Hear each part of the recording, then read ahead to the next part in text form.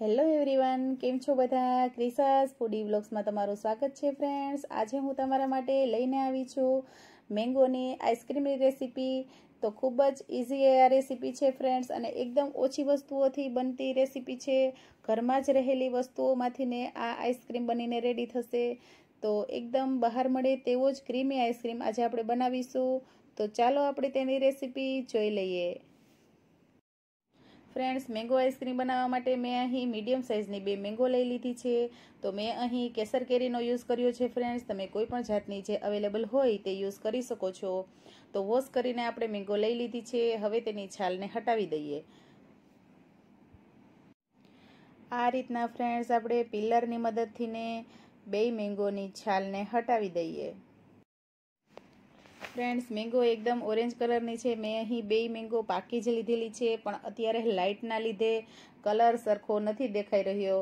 આમાં યલો કલરની લાગે છે, પણ આ કલર છે નહીં, તે એકદમ પાકેલી છે. તો આપણે અહીં પાકી જ મેંગોનો યુઝ કરીશું, કેમ કે તેમાં તેની નેચરલ મીઠાશ હોય છે. તો આપણે તેમાં સુગર ઓછી એડ કરવી પડે છે. તેથી કરીને આપણે અહીં પાકી મેંગોનો યુઝ કરીશું.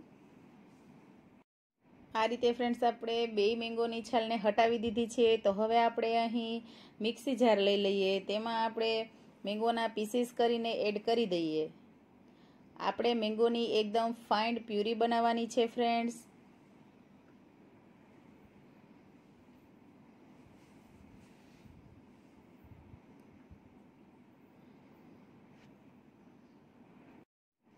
કેસર કેરીમાં ફ્રેન્ડ્સ અંદર રેસાનું પ્રમાણ ઓછું હોય છે, તેથી આને પ્યુરી બનાવ્યા પછી આપણે ચારણીમાં ચાળવાની જરૂર નથી પડતી. પણ જો તમે બીજી કોઈ કેરીનો યુઝ કરતા હોય તો તેમાં રેસાનું પ્રમાણ હોય તો તમે તેને ગરણામાં ચાળી શકો છો, જેથી રેસા તેના અલગ થઈ જશે અને પ્યુરી એકદમ સરસ ફાઇન પ્યુરી બનીને રેડી થશે.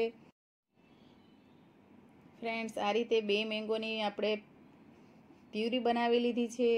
તમે જોઈ શકો છો એકદમ ફાઇન પ્યુરી બનીને આપણી રેડી છે ફ્રેન્ડ્સ. તો હવે આપણે 500 ml મેં અહીં દૂધ લીધું છે. ઘરમાં રહેલું તમે કોઈ પણ દૂધ લઈ શકો છો ફ્રેન્ડ્સ. મેં અહીં ફેટવાળું દૂધ નથી લીધું, જે આપણે ગરમ કરીને તપેલામાં રાખીએ છીએ ફ્રીજમાં, તે જ મેં લીધું છે. તો 500 ml લઈ લીધું છે. તેમાંથી ઠંડુ દૂધ આપણે 1 ચમચા જેટલું અલગ લઈ લેશું વાટકીમાં, અને તેમાં 1 ટેબલસ્પૂન જેટલો કોર્નફ્લોર એડ કરી અને તેની આપણે સરસ સ્લરી બનાવી લઈશું. લમ્સ ફ્રી સ્લરી આપણે બનાવીશું. તો આ રીતના ફ્રેન્ડ્સ સ્લરી બની જાય એટલે આપણે તેને સાઈડમાં રાખી દઈએ અને ગેસની ફ્લેમ ચાલુ કરી દઈએ. તો ફ્રેન્ડ્સ, આપણે અહીં દૂધને પહેલાં હાઈ ફ્લેમ પર જ આપણે પકાવીશું. તેમાં એક ઉફાણો આવશે એટલે આપણે ગેસની ફ્લેમ સ્લો કરી દઈશું.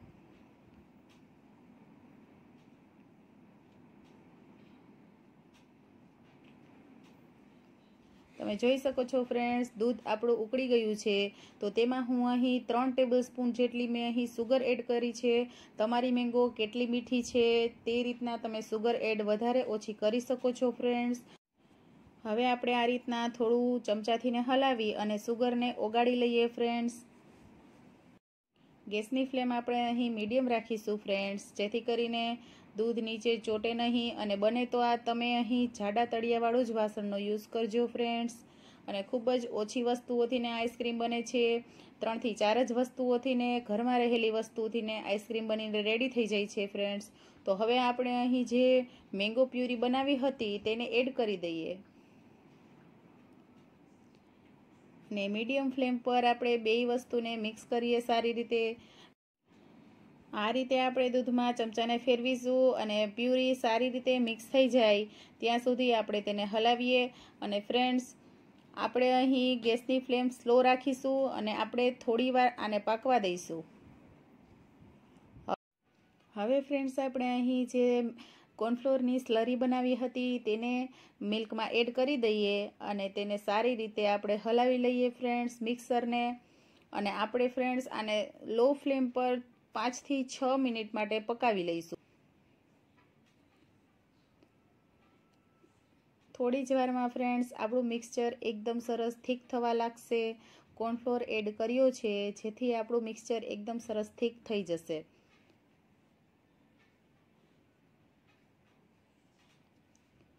ફ્રેન્ડ્સ આપણા મિક્સચરમાં આ રીતના બબલ્સ આવી રહ્યા છે અને તમે જોઈ શકો છો કે મિક્સર આપણું થોડું થીક થવા લાગ્યું છે, પહેલાં કરતાં તે થોડું થીક થઈ ગયું છે।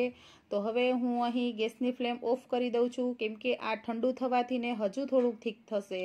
તો આપણે હવે તેને એકદમ ઠંડુ થવા દઈશું અને મેં અહીં ગેસની ફ્લેમને ઓફ કરી દીધી છે ફ્રેન્ડ્સ। તો હવે તમે જોઈ શકો છો બેટર એકદમ સરસ ઠંડુ થઈ ગયું છે। તો હવે એરટાઈટ ડબ્બામાં આપણે તેને કાઢી લઈશું અને એરટાઈટ ડબ્બામાં 2 કલાક માટે ફ્રીઝરમાં આપણે આને સેટ થવા માટે રાખીશું।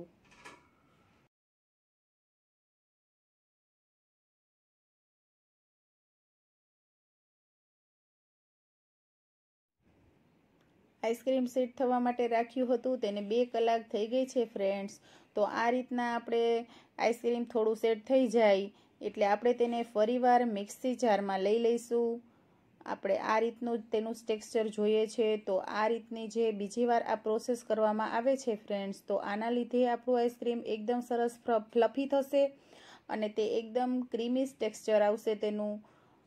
હવે તેમાં ફ્રેન્ડ્સ આપણે 1 દિવસની જે દૂધ ઉપર મલાઈ વળે છે તેને એડ કરી દઈશું અને ફરી એકવાર ચલાવી લઈશું। હવે તમે જુઓ તે કેટલું સરસ ફ્લફી બન્યું છે, તે 3 થી 4 જ વસ્તુઓથી બન્યું છે। આપણે તેમાં કન્ડેન્સ મિલ્ક પણ એડ નથી કર્યું કે કોઈ પણ જાતનો આપણે બીટરનો પણ યુઝ નથી કર્યો, તે મિક્સીમાં જ આપણે બનાવીને રેડી કર્યું છે। તે એકદમ ક્રીમી બન્યું છે ફ્રેન્ડ્સ અને આમાં આઈસ ક્રિસ્ટલ ન આવે તેના માટેની પણ હું તમને એક સરસ મજાની ટ્રીક કહીશ। તો જોવો તમે આ રીતનું તમે કોઈ પણ જાતનું આ રેપર ન હોય તમારી પાસે તો તમે પ્લાસ્ટિકનું પણ યુઝ કરી શકો છો। પ્લાસ્ટિક બેગને આ રીતના તમે કટ કરી અને તેને જે આઈસ્ક્રીમનું લેવલ હોય ત્યાં સુધી આપણે ઉપર લગાવી દઈશું, જેથી કરીને તેમાં ઉપર ઢાંકણમાંથીને પાણીના જે ક્રિસ્ટલ હોય છે તે આપણા આઈસ્ક્રીમમાં ન પડે, તેના માટેથીને આપણે આ પ્રોસેસ કરવી જરૂરી છે ફ્રેન્ડ્સ। તો હવે તેને ઓવરનાઇટ માટે હું ફ્રીજમાં સેટ થવા માટે રાખી દઉં છું। તો ફ્રેન્ડ્સ હવે 6 થી 7 કલાક પછી તમે જોઈ શકો છો કે આપણું આઈસ્ક્રીમ સરસ સેટ થઈ ગયું છે। 5 થી 6 મિનિટ માટે તે રૂમ ટેમ્પરેચર પર આવી જાય એટલે આપણે તેને સર્વિંગ બાઉલમાં સર્વ કરી લઈએ। આઈસ્ક્રીમ આપણું રૂમ ટેમ્પરેચર પર આવી ગયું છે ફ્રેન્ડ્સ। તો હવે તેને આ રીતના આપણે ચમચામાં લઈ અને બાઉલમાં કાઢી લઈએ।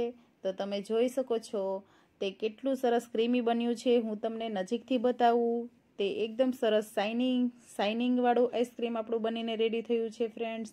તો એકદમ ઓછી વસ્તુઓથી અને ઘરમાં રહેલી વસ્તુઓથી ફ્રેન્ડ્સ આ આઈસ્ક્રીમ બને છે, તો તે હેલ્ધી પણ ખૂબ જ છે। તો આ રીતના ફ્રેન્ડ્સ તમે મેંગોની સિઝનમાં આઈસ્ક્રીમ બનાવીને બાળકોને આપી શકો છો। તમે આ રેસીપી ચોક્કસથી ટ્રાય કરજો, તમને ખૂબ જ ગમશે, આ મારી તમને ગેરંટી છે, કેમ કે આ આઈસ્ક્રીમ એકદમ બહાર મળે તેનાથી પણ સરસ સ્વાદમાં બેસ્ટ બને છે અને હેલ્ધી પણ એટલો જ સરસ છે, કેમ કે ઓછી વસ્તુઓથી આ બને છે। આમાં કોઈ પણ જાતના આપણે એસેન્સ એડ નથી કર્યા। તો આ રીતના ફ્રેન્ડ્સ તમને આઈસ્ક્રીમની રેસીપી તમને કેવી લાગી તે તમે મને કમેન્ટ કરીને જરૂરથી કહેજો અને રેસીપી તમે ચોક્કસથી ટ્રાય કરજો ફ્રેન્ડ્સ। આવા અવનવા રેસીપીના વિડીયો જોવા માટે ફ્રેન્ડ્સ મારી ચેનલને સબસ્ક્રાઈબ કરજો। ફરી મળીશું એક નવા વિડીયો સાથે।